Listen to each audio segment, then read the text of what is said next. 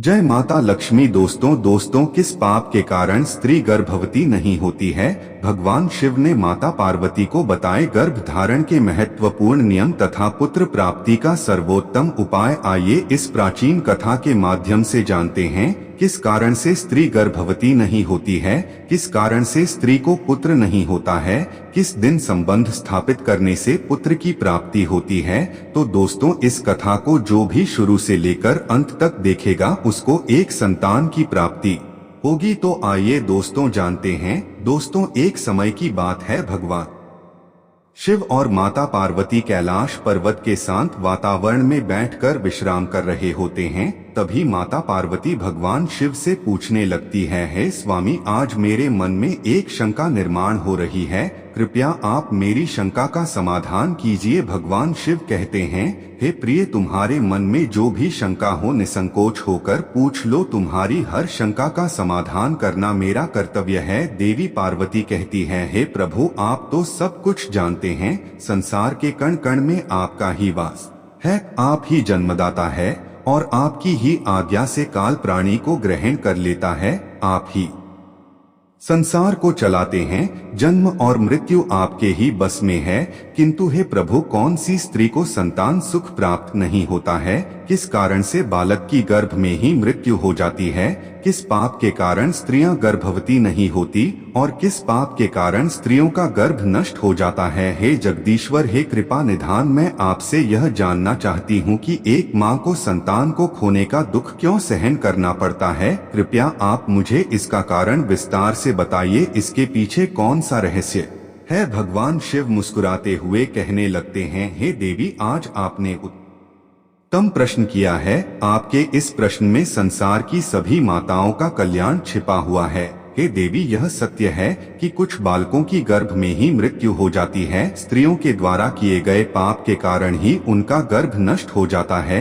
इसीलिए हे देवी, आज मैं तुम्हें एक अत्यंत प्राचीन कथा सुनाता हूँ। इस कथा के माध्यम से तुम्हें तुम्हारे सभी प्रश्नों के उत्तर मिल जाएंगे। इस प्राचीन कथा को जो भी सुनता है उसे उत्तम गुणवान संतान की प्राप्ति होती है तथा उसके समस्त पापों का नाश होता है। देवी पार्वती कहती है, हे प्रभु, मैं इस कथा को ध्यान से पूरा अवश्य सुनूंगी, कृपया आप मुझे वह कथा सुनाइए। तब भगवान शिव देवी पार्वती को कथा सुनाने लगते हैं। हे प्रिय, पूर्व काल की बात है, पश्चिम देश में एक अत्यंत शोभायमान नगरी थी। उस नगरी में प्रहलाद नाम का एक सेठ रहता था जो बहुत अधिक धनवान था। उसके घर में किसी चीज की कोई कमी नहीं थी। उसकी एक पुत्री थी जिसका नाम रेवती था। उस सेठ ने अपनी पुत्री का विवाह एक दूसरे नगर में रहने वाले वैश्य के पुत्र के साथ कर दिया। रेवती अपनी पति के साथ रहने के लिए ससुराल में चली गई। ससुराल में जाने के बाद उसके ससुराल वाले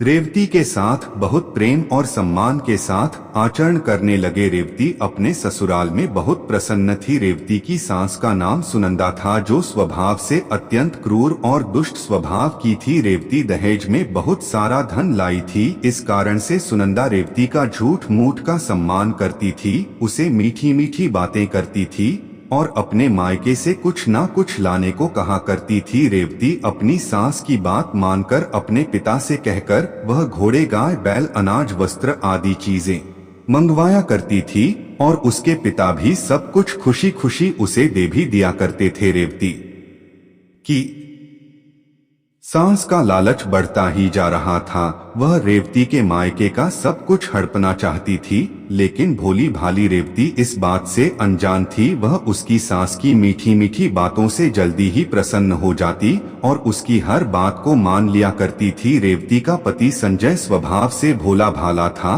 और अपनी माँ की हर आज्ञा का पालन करता था। उसकी माता ने बचपन से ही अपने पुत्र संजय को पूरी तरह से वश में किया हुआ था, इसीलिए संजय कभी अपनी माँ की आज्ञा का उल्लंघन नहीं करता था। रेवती को उसके ससुराल में सभी का बहुत प्रेम मिलने लगता था, जिससे रेवती बहुत ही खुश रहने लगी थी। उसके पिता भी रेवती को खुश देखकर बहुत प्रसन्न थे। और वे अपनी बेटी को प्रसन्न देखने के लिए हर वस्तु का त्याग करने के लिए तैयार थे। इस प्रकार से अनेक माह बीतने के बाद रेवती गर्भवती हो गई। जब यह बात उसकी सास को पता चली तो वह बहुत ही खुश हो गई। उसने तुरंत ही रेवती के माता पिता को इस बात की सूचना दी और साथ ही बड़ी बड़ी वस्तुओं की मांग की। रेवती के पिता इस समाचार को सुनकर प्रसन्न हुए और फिर वे बहुत सारे वस्त्र, अन्न, धान्य, मिठाइयाँ और आभूषण लेकर रेवती के ससुराल में पहुंच गए। वहां पर उनका बड़े प्रेम और आदर के साथ स्वागत किया गया। रेवती भी अपने पिता को देखकर बहुत प्रसन्न हुई। फिर कुछ समय रुककर रेवती के पिता उसी दिन अपने घर लौट गए। अनेक दिनों तक रेवती का गर्भ बढ़ता गया और रेवती की सास भी उसका बहुत अच्छी तरह से ख्याल रखने लगी। लेकिन कुछ ही दिनों के बाद ऐसी घटना घटी जिससे रेवती का जीवन दुखों से भर गया। उसके हंसते खेलते जीवन में अचानक से अंधकार छा गया। एक दिन अचानक ही रेवती का गर्भ गिर गया,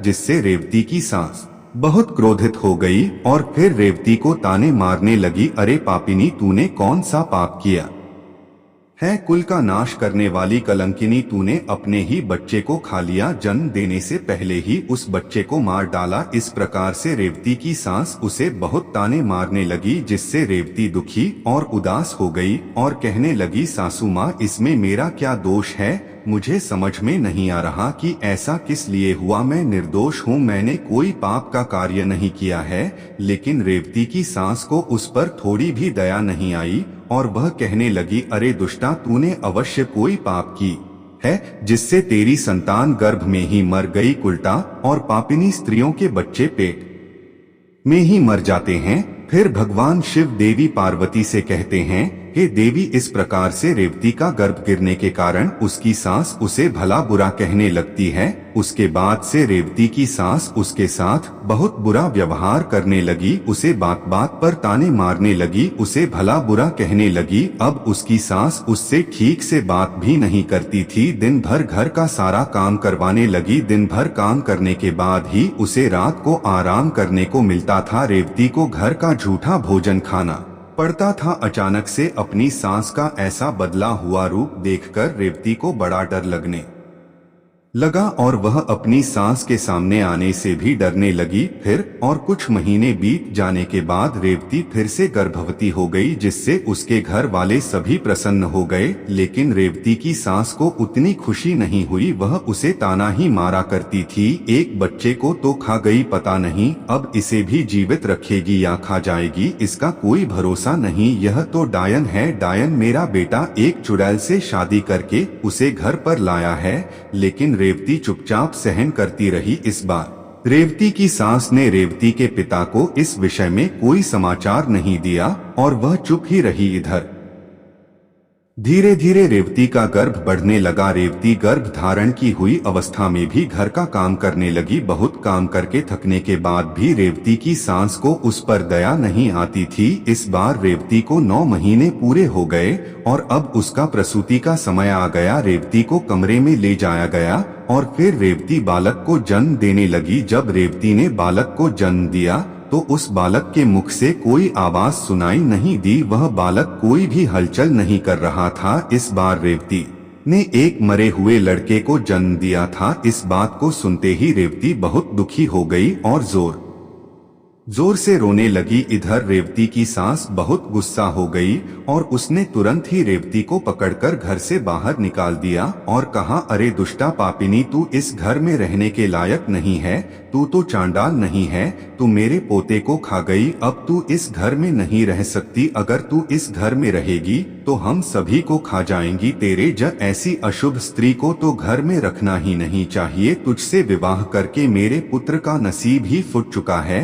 इसीलिए हे पापिनी, अब तू इस घर से निकल जा। अब तू एक पल भी इस घर में नहीं रुक सकती। रेवती रोते हुए कहती है, हे सासू माँ अब मैं कहाँ जाऊँ, मेरे लिए तो मेरे पति ही सब कुछ है, उन्हें छोड़कर मैं कहाँ जाऊँ, कृपया आप मुझे घर से ना निकालिए, मैं घर के कोने में पड़ी रहूंगी, घर का सारा काम करूंगी, मेरे ऊपर इतना अत्याचार मत कीजिए, मैं मेरे पति को छोड़कर जीवित नहीं रह सकती। रेवती की सास कहती है, हे पापिनी, अगर तू जीवित नहीं रह सकती तो कहीं पर जाकर मर जा, लेकिन अब तुझे इस घर में मैं रहने नहीं दूंगी। भगवान शिव देवी पार्वती से कहते हैं, हे देवी, इस प्रकार से ताना देते हुए रेवती के सास ने उसे घर से धक्के मारकर भगा दिया। रेवती का पति भी यह सब चुपचाप देख रहा था, उसने भी कुछ नहीं कहा। फिर रेवती वैसी ही अवस्था में घर से चली गई। रेवती चलते चलते एक जंगल में पहुंच गई। वह जंगल बहुत घना और भयानक था, उस जंगल में कोई मनुष्य दिखाई नहीं पड़ रहा था। फिर रेवती को उस जंगल में एक बहुत ही बड़ा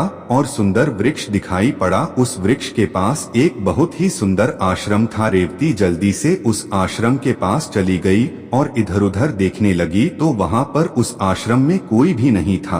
रेवती वहीं बैठकर विश्राम करने लगी। रेवती इतनी डरी हुई और उदास थी कि वह अपने पिता के घर पर भी जाना नहीं चाहती थी। उसे यह भय लगने लगा था कि कहीं उसकी वजह से पिता का समाज में अपमान ना हो, इसीलिए उसने उसी जंगल में रहने का निर्णय लिया और वह उसी आश्रम में निवास करने लगी। वहीं बैठकर रेवती भगवान विष्णु की पूजा करने लगी और उनकी भक्ति में डूब गई। अनेक दिनों तक वहां पर उसने भगवान विष्णु की तपस्या की। फिर कुछ दिनों के बाद उस आश्रम पर एक साधु एक गाय को लेकर पधार हैं। वे साधु अत्यंत विलक्षण थे, उनके मुखमंडल पर तेज था। ऐसा प्रतीत हो रहा था कि उन्होंने सैकड़ों वर्षों तक तपस्या की है। जब रेवती उन साधु को देखती है तो बड़ी प्रसन्न होती है और उनका स्वागत करती है और कहती है, पधारिए हे साधु महाराज, आपका स्वागत है, आपको महान पुण्यात्मा दिखाई पड़ रहे हैं। रेवती के ऐसे वचन सुनकर साधु महाराज कहते हैं, हे पुत्री, तुम कौन हो और किस कारण से इस वन में अकेले निवास कर रही हो? यदि कोई गोपनीय बात ना हो तो मुझे सच सच बताओ, तुम यहाँ पर अकेले क्यों रह रही हो? तुम्हारे पति कहाँ पर है और तुम्हारे दुख का क्या कारण है? तब रेवती कहती है, हे साधु महाराज, मैं अत्यंत दुखी हूँ और मेरी सासू माँ ने मुझे घर से निकाल दिया है, इसीलिए मैं इस वन में निवास कर रही हूँ। साधु कहते हैं, हे पुत्री, तुम्हारी सास ने ऐसा क्यों किया? किस कारण से तुम्हें घर से निकाल दिया है? तब वह रेवती कहती है, हे साधु महात्मा, मेरी पहली संतान गर्भ में ही नष्ट हो गई और जब मैंने दूसरी संतान को जन्म दिया तो वह मरी हुई थी। इसी कारण से क्रोधित होकर मेरी सास ने मुझे घर से निकाल दिया है। अब मैं अपना यहीं पर निवास कर रही हूँ। पिता का अपमान ना हो इसीलिए मैं उनके पास भी नहीं जा रही हूँ। कृपया आप ही मेरे दुख दूर कीजिए। मैं कहाँ जाऊँ? अब मैं क्या करूँ? इस प्रकार से रेवती द्वारा पूछने पर वे साधु महात्मा कहने लगते हैं, हे पुत्री, यह तो बड़े दुख की बात है, किंतु तुम चिंता मत करो, मैं तुम्हें कुछ उपाय बताता हूँ। तुम उस उपाय को करो जिससे तुम्हें उत्तम संतान की प्राप्ति होगी। तुम इस गाय को अपने पास रखो, इसकी सेवा करो, इसकी सेवा करने से तुम्हें उत्तम संतान सुख प्राप्त होगा। अब मैं तुम्हें गर्भ धारण की हुई स्त्री को जिन नियमों का पालन करना चाहिए उस विषय में बताता हूँ, इसे तुम ध्यान से सुनो। हे पुत्री, किसी भी स्त्री को मासिक धर्म के दौरान पति के साथ संबंध स्थापित नहीं करना चाहिए और पति को स्पर्श भी नहीं करना चाहिए, इससे संतान गर्भ में ही गिर जाती है। गर्भ धारण की हुई स्त्री को भगवान की पूजा में तत्पर रहना चाहिए, उसके मुख पर सदैव ही प्रसन्नता होनी चाहिए। गर्भ धारण की हुई स्त्री को कभी दुखी और निराश नहीं रहना चाहिए, उसे बुरे आचरण वाली स्त्री से दूर रहना चाहिए, उनसे बातचीत नहीं करनी चाहिए। एक गर्भवती स्त्री को कभी दूसरों के घर का भोजन नहीं करना चाहिए। गर्भिणी स्त्री को सूप की हवा से बचकर रहना चाहिए, सूप की हवा लगने से भी गर्भ का नाश होता है। गर्भ धारण की हुई स्त्री को कभी ऐसी वस्तु के दर्शन नहीं करने चाहिए। जिसे देखने पर मन में घृणा निर्माण हो उसे भयानक और डरावनी कथाएं भी नहीं सुननी चाहिए। गर्भिणी स्त्री को अत्यंत गर्म भोजन नहीं करना चाहिए। पहले का किया हुआ भोजन जब तक अच्छी तरह से पच नहीं जाता तब तक दोबारा भोजन नहीं करना चाहिए। जिस स्त्री के बच्चे होकर मर जाते हो अथवा जो स्त्री वंध्य हो ऐसी स्त्री से संपर्क नहीं करना चाहिए। जो भी स्त्री इन नियमों का पालन करती है वह उत्तम पुत्र को प्राप्त करती है। जो स्त्री इन नियमों का पालन नहीं करती उसका गर्भ गिर जाता है अथवा उसका निरोध हो जाता है। हे पुत्री, अब मैं तुम्हें पुत्र प्राप्ति का उपाय बताता हूँ, इसे ध्यान से सुनो। मासिक धर्म के समय 4 दिनों तक स्त्री को पति के साथ संसर्ग नहीं करना चाहिए। वह चौथे दिन ही शुद्ध होती है। 1 सप्ताह के बाद वह देवी देवताओं का पूजन करने के योग्य बनती है। संबंध बनाते समय स्त्री और पुरुष के मन में जैसी कल्पना होगी वैसा ही गर्भ उत्पन्न होगा, इसमें संदेह नहीं है। युग्म तिथि वाली रात्रि में सहवास करने से पुत्र होता है और अयुग्म तिथि वाली रात्रियों में सहवास करने से कन्या का जन्म होता है। युग्म तिथि का अर्थ होता है द्वादशी, चतुर्दशी, षष्ठी, अष्टमी, दशमी और अयु में तिथियां होती है। एकादशी, त्रयोदशी, पंचमी, सप्तमी और नवमी तुकाल में पहले सप्ताह को छोड़कर दूसरे सप्ताह में स्त्रियों को सहवास करना चाहिए। स्त्रियों का ऋतुकाल 16 रात्रियों का होता है। यदि स्त्री मासिक धर्म के बाद 14वीं रात्रि में सहवास करती है तो उस गर्भ से गुणवान, भाग्यवान, धनवान तथा धर्मनिष्ठ पुत्र का जन्म होता है। ऋतुकाल के 5वें दिन स्त्रियों को कटु, तीक्ष्ण और गर्म भोजन का परित्याग करके मधुर अर्थात मीठा भोजन करना चाहिए, क्योंकि स्त्रियों की कोख औषधि पात्र होती है और पुरुष का बीज अमृत तुल्य होता है। इसीलिए स्त्रियों को सहवास से पहले तीखा, कड़वा और गर्म भोजन नहीं करना चाहिए। वह साधु कहते हैं, हे देवी, इस प्रकार से मैंने तुम्हें संतान प्राप्ति के लिए महत्वपूर्ण नियम बताए हैं। तुम इन नियमों का पालन करो, तुम्हें उत्तम संतान सुख प्राप्त होगा। फिर रेवती कहती है, हे मुनिवर, इस समय पर मेरे पति देव मेरे पास नहीं है तो मेरा उनसे मिलन कैसे होगा और किस प्रकार से मुझे संतान सुख प्राप्त होगा। साधु महात्मा कहते हैं, हे पुत्री, तुम अभी से इस गौ माता की सेवा करो, तुम्हारा पति स्वयं चलकर तुम्हारे पास आ जाएगा। इतना कहकर वे साधु महात्मा उस स्थान से अंतर्ध्यान हो जाते हैं। उन साधु को अचानक से अदृश्य हुआ देखकर रेवती आश्चर्यचकित हो जाती है। उसे समझ में आ जाता है कि साक्षात भगवान ही उसे दर्शन देने आए थे। फिर रेवती नित्य उस गाय की सेवा करने लगती है। रोज सुबह उठकर वह गाय को चारा डालती है और भगवान शिव की आराधना करने लगती है। उधर रेवती के पति को सपने में भगवान शिव आकर उसे दर्शन देते हैं और उसे उसकी पत्नी के पास जाने की आज्ञा देते हैं। रेवती का पति दूसरे दिन जागते ही अपनी पत्नी को खोजता हुआ उस वन में चला जाता है। फिर उसे उस जंगल में एक आश्रम दिखाई पड़ता है तो वह उस आश्रम के पास जाता है तो उसे उसकी पत्नी रेवती दिखाई पड़ती है। वह अपनी पत्नी को देखकर बहुत प्रसन्न हो जाता है। फिर वह भी अपनी पत्नी के साथ उसी वन में निवास करने लगता है। कुछ दिनों के बाद रेवती का रथ काल आता है और वह उन साधु महात्मा के द्वारा बताए हुए नियमों का पालन करते हुए अपने पति के साथ सहवास करती है। उसके पति के मिलन से रेवती पुनः गर्भ धारण कर लेती है और फिर 9 महीने तक वह गर्भ उसके अंदर बढ़ने लगता है। पर 9वें महीने के बाद रेवती को एक अत्यंत सुंदर पुत्र रत्न की प्राप्ति होती है, जिसे पाकर रेवती और उसका पति दोनों बहुत प्रसन्न होते हैं। पुत्र का जन्म होने के बाद वह गाय भी उस स्थान से अदृश्य हो जाती है। इस चमत्कार को देखकर रेवती और उसका पति दोनों अचंभित हो जाते हैं। फिर वे तीनों अपने घर चले जाते हैं। उधर रेवती की सास अपने पुत्र को रेवती के साथ एक बच्चे को लेकर आता हुआ देखकर बहुत प्रसन्न हो जाती है और उससे पूछती है, हे बहू, यह तुमने कैसे किया, किस कारण से तुम्हें पुत्र की प्राप्ति हुई? फिर रेवती अपनी सास को सारी हकीकत बता देती है। रेवती कहती है, हे सासू माँ, यहाँ पास ही के एक जंगल में एक आश्रम है। मैं वहीं पर निवास करने लगी। तब उस स्थान पर एक चमत्कारी साधु प्रकट हुए और उन्होंने ही मुझे संतान प्राप्ति का मंत्र बताया। उन्होंने मुझे एक दिव्य गाय प्रदान की थी। उसी गाय की सेवा करने से मेरे सभी कार्य सिद्ध हुए। रेवती की सास को इस बात पर विश्वास नहीं होता है तो वह पूछती है कि वह स्थान कहाँ पर है। रेवती अपनी सास को उस स्थान के बारे में बता देती है। फिर दूसरे दिन रेवती की सास चुपचाप अकेले ही उस स्थान पर चली जाती है और उस चमत्कारी साधु की राह देखने लगती है। उसके मन में लालच होता है। वह सोचती है कि जब वे साधु आएंगे तो मैं उनसे कोई अनमोल वस्तु भेंट में मांगूंगी। अनेक दिन बीतने के बाद भी वह साधु नहीं आता तो वह बहुत गुस्सा हो जाती है। उसी क्षण उस स्थान से एक राक्षसी जा रही होती है।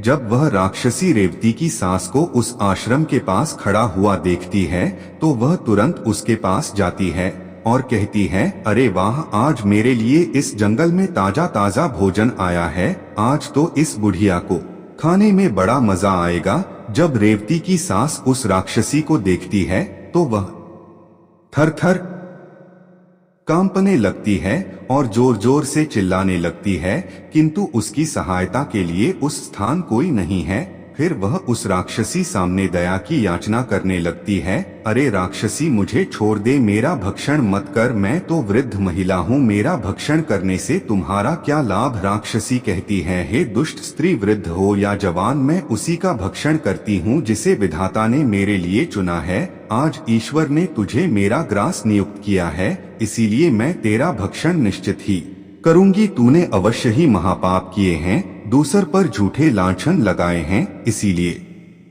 तेरी ऐसी दुर्गति हुई है। यह सुनकर रेवती की सास को अपनी भूल का पछतावा होने लगता है। उसने अपनी बहू के साथ बहुत बुरा व्यवहार किया था, किंतु अब देर हो चुकी थी। रेवती की सास आगे कुछ कहती उससे पहले ही राक्षसी उसे अपने हाथ में उठा लेती है और जोर जोर से हंसने लगती है। फिर वह राक्षसी रेवती की सास को चबा चबा कर खा जाती है और उसी क्षण रेवती की सास की मृत्यु हो जाती है। उसे अपने पाप कर्मों का दंड भुगतना पड़ता है, इसीलिए कभी किसी निर्दोष को सताना नहीं चाहिए, निर्दोष पर आरोप भी नहीं करने चाहिए। इधर रेवती अपनी सांस की राह देख रही होती है, किंतु उसकी सांस नहीं मिलती है तो वह अपने पति को अपनी माँ को ढूंढ कर लाने को कहती है। रेवती का पति अपनी माँ को ढूंढने के लिए जंगल में जाता है तो उसे वहाँ पर उसकी माँ दिखाई नहीं पड़ती है, लेकिन वहाँ पर उसकी माता के कंकाल दिखाई पड़ते हैं, जिसे देखकर वह दुखी से घर पर लौट आता है। उन्हें एक व्यक्ति के द्वारा पता चलता है कि उस जंगल में एक राक्षसी का वास था और उसी राक्षसी ने रेवती की सास को मार डाला है। लालच के कारण रेवती की सास को राक्षसी खा जाती है। फिर रेवती और उसका पति अपने पुत्र के साथ घर पर सुखी जीवन व्यतीत करने लगते हैं। भगवान शिव देवी पार्वती से कहते हैं, हे देवी, इस प्रकार से रेवती ने गर्भ धारण के नियमों का पालन किया, जिससे उसे उत्तम संतान की प्राप्ति हुई। देवी लक्ष्मी कहती है, हे प्रभु, जिस बालक की मृत्यु गर्भ में ही होती है अथवा जन्म के बाद तुरंत मृत्यु होती है, उसकी मुक्ति के लिए क्या उपाय करना चाहिए। भगवान शिव कहते हैं, हे प्रिय, तुमने यह उत्तम प्रश्न किया है, इसीलिए तुम अब ध्यान से सुनो। यदि स्त्री का गर्भपात हो जाए अथवा गर्भ में ही बालक की मृत्यु हो जाए तो जितने महीने का वह गर्भ होता है उतने दिनों का सूतक माना जाता है। आत्म कल्याण की इच्छा रखने वाले मनुष्य को उस गर्भ में मृत्यु हुए बालक के लिए कुछ भी नहीं करना चाहिए, उसका श्राद्ध नहीं करना चाहिए। यदि जन्म से लेकर चूड़ा कर्म संस्कार के बीच में बालक की मृत्यु हो जाती है तो उस बालक की मुक्ति के लिए अन्य बालकों को दूध का भोजन देना चाहिए। यदि चूड़ा कर्म संस्कार के बाद 5 वर्ष के भीतर बालक की मृत्यु हो जाती है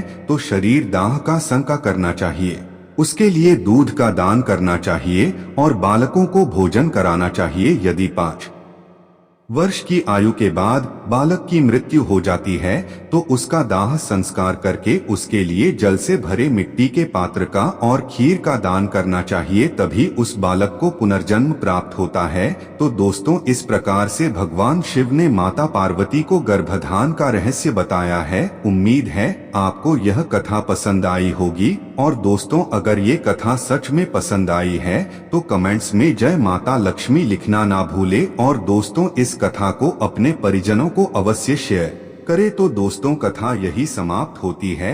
दोस्तों, हमारे चैनल को सब्सक्राइब जरूर करें। तो दोस्तों, मिलते हैं किसी अन्य कथा के साथ, तब तक के लिए धन्यवाद।